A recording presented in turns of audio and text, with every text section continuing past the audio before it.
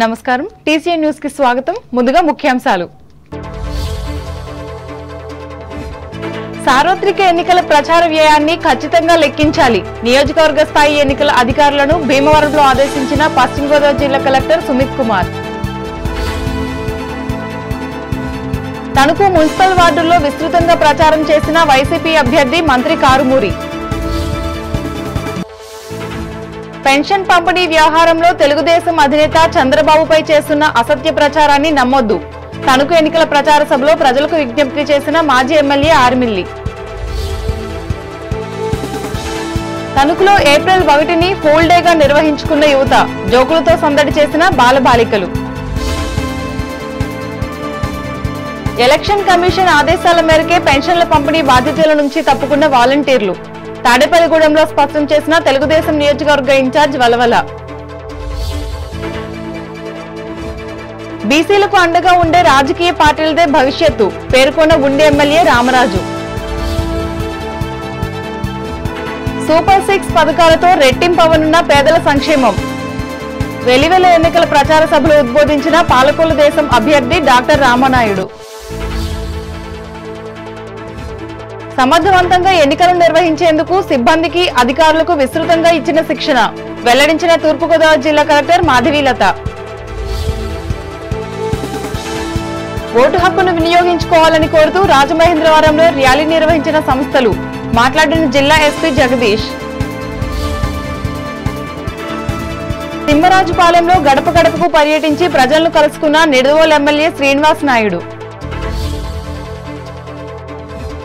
వచ్చే ఎన్నికల్లో తెలుగుదేశం, జనసేన, బీజేపీ కూటమి విజయం ద్వారానే ఆంధ్రప్రదేశ్ అభివృద్ధి.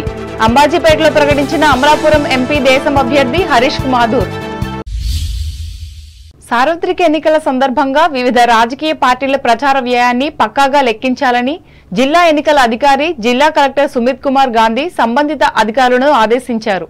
పశ్చిమ గోదావరి జిల్లా కేంద్రమైన భీమవరం కలెక్టరేట్లో భారత ఎన్నికల సంఘం ఆదేశాల మేరకు సోమవారం నిర్వహించిన జిల్లా స్థాయి ఎలక్షన్ ఎక్స్పెండిచర్ మానిటరింగ్ కమిటీ సమావేశంలో ఆయన పాల్గొని మాట్లాడారు. Electronic, print, cable network, social media, బహిరంగ సభలు, ర్యాలీలు ద్వారా ప్రచారాలు, స్టార్ క్యాంపెయినర్, హెలికాప్టర్ ఖర్చులు, కరపత్రాలు, పోస్టర్లు ప్రింటింగ్, వాహనాలు, వీడియో తదితర ఖర్చుల లెక్కింపుపై విపులంగా సమీక్షించడం జరిగింది. అనుమతి లేనిదే ప్రచారాలు ఎట్టి పరిస్థితుల్లో నిర్వహించడానికి వీలు లేదన్నారు. ఎలక్ట్రానిక్ మీడియాలో రాజకీయ ప్రచార ప్రకటనలకు ముందస్తు అనుమతి ఇవ్వడంతో పాటు చెల్లింపు వార్తలు అనగా పెయిడ్ న్యూస్, స్టార్ క్యాంపెయినర్ల ప్రచారం, ఇతర ఉల్లంఘనలు కూడా గుర్తించి తగిన చర్యలు తీసుకోవాలన్నారు. రిజిస్టర్ కాబడిన జాతీయ, రాష్ట్ర రాజకీయ పార్టీలు గాని వారి తరపున ఎన్నికల్లో పోటీ చేయు అభ్యర్థులు ఎలక్ట్రానిక్ రాజకీయ ప్రచార ప్రకటనలు ప్రసారం చేసేందుకు అనుమతి కోసం నిర్ణీత నమూనాలో 3 రోజులు ముందుగా దరఖాస్తు చేసుకోవాలని వెల్లడించారు. ఒకటి వర్కింగ్ హెడ్ చూపించారు, 2 ఇన్స్ట్రక్షన్ చేశారు. ఆ 2 ఇన్స్ట్రక్షన్స్ వర్కింగ్ హెడ్ ఇది వేరే మీటింగ్. సో వేరే surprise. Any member of the public shall be entitled to obtain a copy of these registers for a payment of 1 rupees per page. Any notices, any reply shall be kept in the folder of evidence. Folder of evidences, please see what is the folder of evidences. DST is the most simple guides were only. So please note down. I am not going into the formats. I understand now we are up to the stage where we know the formats. Acha.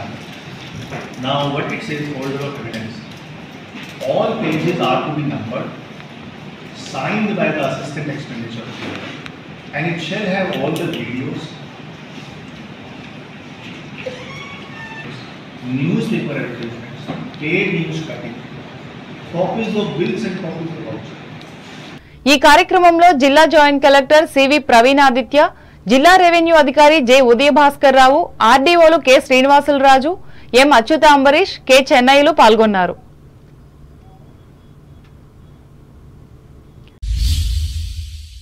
వచ్చే నెలలో జరగనున్న లోక్సభ, శాసనసభ ఎన్నికల్లో పోటీ చేస్తున్న అభ్యర్థుల ప్రచార హడావిడి నెమ్మదిగా ఊపందుకుంటున్నది. ఇందులో ప్రధాన పార్టీలైన వైసీపీ, తెలుగుదేశం అభ్యర్థులు తణుకులో కార్యకర్తల సమావేశాలను ఏర్పాటు చేసుకుని ఓటర్లను కలిసే కార్యక్రమాలను చేపట్టారు. ఈ మేరకు రాష్ట్ర మంత్రి కూడా అయిన కారుమూరి వెంకట నాగేశ్వరరావు వైఎస్ఆర్ కాంగ్రెస్ పార్టీ అభ్యర్థిగా సోమవారం పలు వార్డుల్లో ప్రచారం చేసి మాట్లాడారు.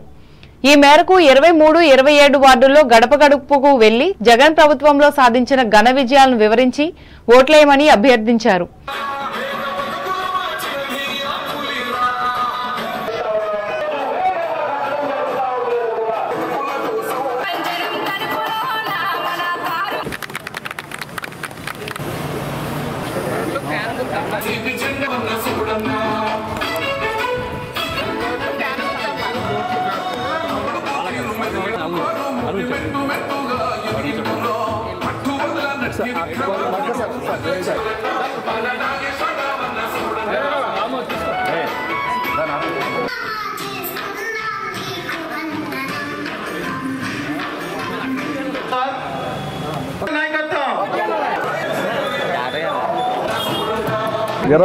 వార్డు ప్రచారం నిమిత్తం తిరగటం జరిగింది.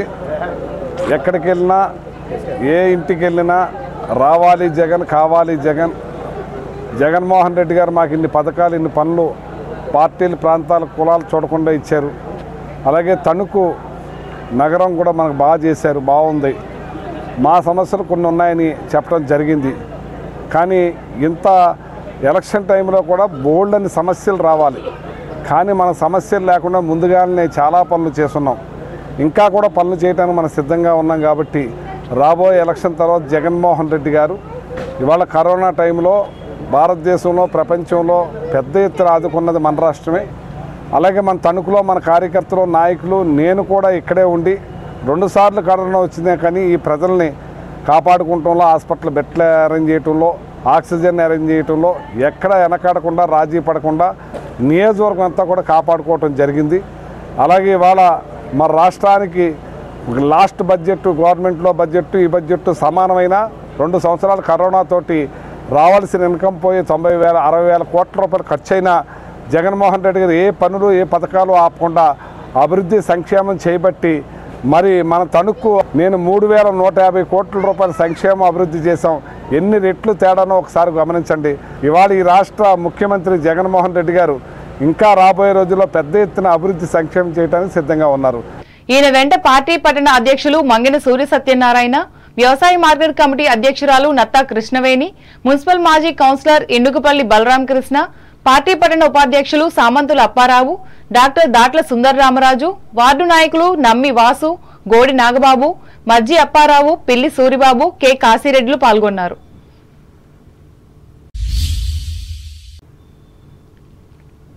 ప్రతి నెల 1వ తేదీన అందజేసే పెన్షన్ కు సంబంధించి అధికార పార్టీ అసత్య ప్రచారం చేయడం అన్యాయమని తణుకు శాసనసభ తెలుగుదేశం, జనసేన, బీజేపీ కూటమి అభ్యర్థి మాజీ ఎమ్మెల్యే ఆర్మిల్ రాధాకృష్ణ అన్నారు.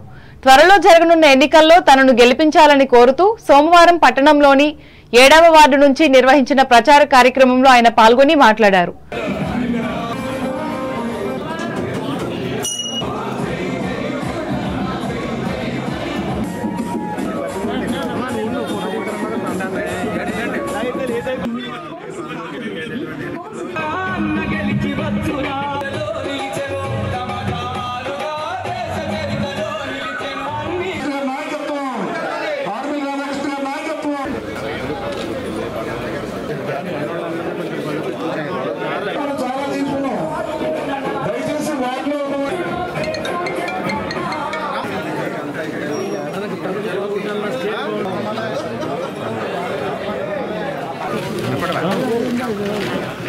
చంద్రబాబు నాయుడు గారు రాష్ట్రాన్ని అన్ని విధాలుగాను కూడా అభివృద్ధి చేస్తే వైఎస్ఆర్ కాంగ్రెస్ పార్టీ ప్రవేశపెట్టినటువంటి వాలంటీర్ వ్యవస్థను అడ్డుపెట్టుకుని చేసినటువంటి పనిని ఎలక్షన్ కమిషన్ అడ్డుకోవడంతో ఈరోజు పెన్షన్లు ఇచ్చే కార్యక్రమాన్ని సచివాలయ సిబ్బందితో ఇవ్వాలని ఎలక్షన్ కమిషన్ ఆదేశాలు ఇస్తే ఈరోజు సచివాలయ సిబ్బంది రాష్ట్ర వ్యాప్తంగా 1,60,000 మంది ఉన్నారు.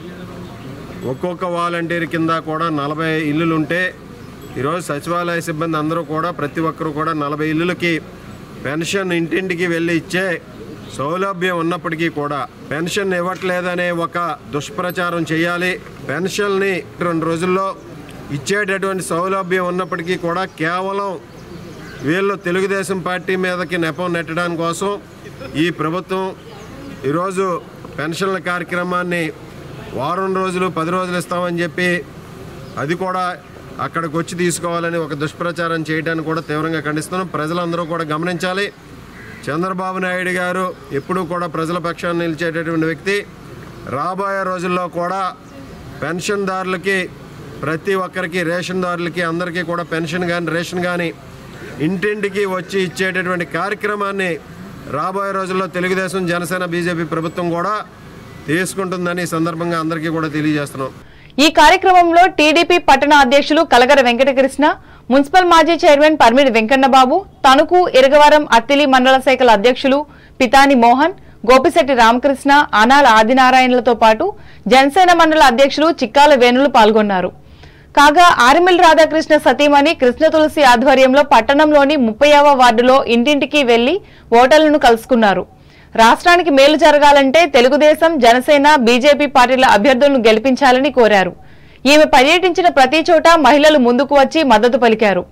ఈ కార్యక్రమంలో పార్టీ జిల్లా ఉపాధ్యక్షులు బసవ రామకృష్ణ, మహిళా నాయకురాలు పుట్టా విజయశ్రీ, కొమ్మిరెడ్డి రమాదేవులు పాల్గొన్నారు. ఏప్రిల్ 1వ తేదీన తణుకులో పలు సంస్థలు సోమవారం ప్రత్యేకంగా నిర్వహించారు. ఈ సందర్భంగా టీసీఎన్ ప్రత్యేక కథనం అందిస్తోంది. సంవత్సరంలో 12 నెలలు ఉండగా ఒక్కొక్క నెలకు ఒక్కో ప్రత్యేకత ఉంది. ముఖ్యంగా ఏప్రిల్ 1కి చారిత్రక ప్రాధాన్యత ఉంది. 1564లో ఫ్రాన్స్ దేశంలో సంవత్సరాలు ఏప్రిల్ నెల నుంచి ఆరంభమయ్యేవి. ఫ్రాన్స్ రాజు చార్లెస్ కు ఈ పద్ధతి ఏమాత్రం నచ్చలేదు. దాంతో జనవరి 1వ తేదీ నుంచి ఏడాది ఆరంభం తేదీగా పరిగణించాలని ప్రజలకు ఆదేశాలిచ్చారు. అయితే తమకు అలవాటైన తేదీనే ప్రజలు పాటించేవారు. రాజు నిర్ణయించిన తేదీని పాటించకుండా ఏప్రిల్ 1వ రోజునే పాటించే వాళ్ళను ఇతరులు చూసి నవ్వుకునేవాళ్లు. ఆ నవ్వులే యూరప్ అంతటా ఏప్రిల్ ఫూల్స్ డేగా ప్రాచుర్యం పొందేందుకు ఆస్కారం ఏర్పడింది. ఆ విధంగా ఏప్రిల్ 1వ రోజంటే అపహాస్యపు రోజుగా చరిత్రలో స్థిరపడిపోయింది. ఎవరు ఎప్పుడు దొరుకుతారా, వారిని ఒక ఆట పట్టిద్దామా అని ప్రజలు సంసిద్ధంగా ఉంటారు. బల్గేరియా దేశంలో ఈ రోజును తెలివైన వారి రోజుగా పరిగణిస్తున్నారు. మలేషియా దేశంలో అయితే కొందరు పిచ్చివాళ్లుగా నటిస్తూ నవ్విస్తారు, కవ్విస్తారు. ఇండియాలో అయితే గతంలో ఏప్రిల్ 1వ తేదీన పత్రికల్లో జనాన్ని ఫూల్స్ను చేసేందుకు చిత్రమైన వార్తలు వచ్చేవి. ఉత్తుత్తి వార్త అంటూ వార్త ముగింపులో చెప్పేవారు. ఇప్పుడు పత్రికల నిండా రోజు ఏప్రిల్ ఫూల్స్ వార్తలు వస్తుండటంతో ఏప్రిల్ 1న ప్రత్యేకంగా ఫూల్ చేసేందుకు ప్రయత్నించడం లేదు. ఇక టీవీలు మాత్రం గంట గంటకు ఏప్రిల్ ఫూల్ వార్తను సంవత్సరం పొడుగునా ప్రచారం చేస్తూనే ఉన్నాయి. భూమి తన చుట్టూ తాను తిరుగుతూ సూర్యుడి చుట్టూ తిరగడం ఎంత సత్యమో ప్రతి ఒక్కరూ ప్రతి ఒక్కరిని ఫూల్స్ చేసుకుంటున్నారనేది అంత సత్యం. ఎవరికి వారు తమను తాము ఫూల్స్ చేసుకుంటూ ఎదుటివారిని ఫూల్స్ చేస్తున్నారు. ఎదుటివారిని ఫూల్స్ చేయడానికి పాశ్చాత్యులు ఏప్రిల్ 1 అని ఒక తేదీని నిర్ణయించుకున్నారు. ఈ నేపథ్యంలో నిత్యం చదువులతో తలమునకలయ్యే విద్యార్థులు ఈ ఒక్కరోజైనా సరదా కోసం ఏప్రిల్ 1ని నిర్వహించుకున్నారు. ఇందులో భాగంగా పట్టణానికి చెందిన రూట్స్ ప్రైమరీ స్కూల్ విద్యార్థులు ఈ దినోత్సవాన్ని ఉత్సాహంగా ఉల్లాసంగా జరుపుకోగా ఒకరిపై ఒకరు జోకులు వేసుకుని సందడి చేశారు. ఈ సందర్భంగా స్కూల్ డైరెక్టర్ ఎల్కే త్రిపాఠి మాట్లాడారు.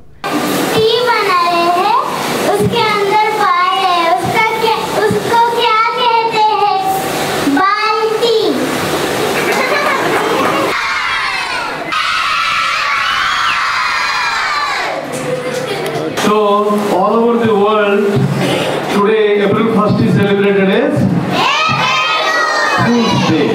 So on this day actually we crack some jokes, some news channels, some websites, they telecast some hoax. Okay, so that we will have certain happiness, happy moments on this day.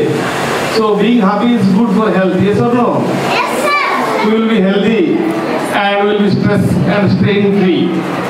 Okay, so laughter is the best medicine for any disease. So ఈ కార్యక్రమంలో పాఠశాల ప్రధానోపాధ్యాయులు B సంధ్య, ఉపాధ్యాయులు పాల్గొన్నారు. అలాగే మరికొన్ని విద్యా సంస్థల్లో కూడా ఇటువంటి కార్యక్రమాలను నిర్వహించి ఆనందించారు.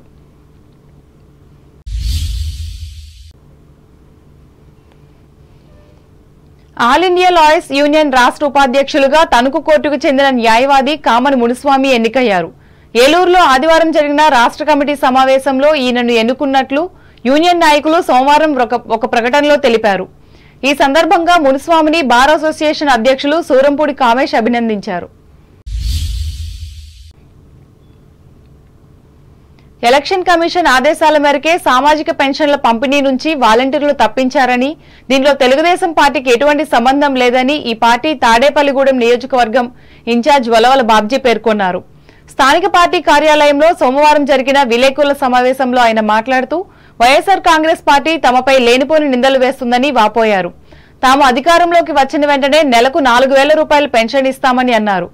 ఆనాటి నుండి తమ పార్టీ పేదల సంక్షేమం కోసమే పనిచేస్తుందని గుర్తు చేశారు. వాలంటీర్ల వ్యవస్థ మీద ఏదైతే పెన్షన్లో వృద్ధాప్య పెన్షన్లు కానీ విడో పెన్షన్లు కానీ మరి ఇవ్వాల్సిన పరిస్థితుల్లో కోర్టు దాన్ని ఎలక్షన్ కమిషన్ ద్వారా వాలంటీర్లు పంచకూడదు, మరి సచివాలయాల నుంచి పంచమని చెప్పడం జరిగింది. కానీ దాన్ని ఇక్కడ వైఎస్ఆర్ కాంగ్రెస్ పార్టీలో ఉన్న సోషల్ మీడియా అదిగో తెలుగుదేశం వస్తే మీకు ఇంటికి వచ్చి పెన్షన్ ఎవరో మీరే వెళ్ళి తీసుకునే పరిస్థితి వస్తుంది, ఇలా ఒక్కోటి లేపేస్తారని చెప్పి ఇది ఎంత మాత్రం సమంజసం కాదు. దీంట్లో తెలుగుదేశం పార్టీకి ఏ విధమైన లబ్ధి చేకూరదో. ఇప్పుడు వాణిజ్య ప్రకటనలు.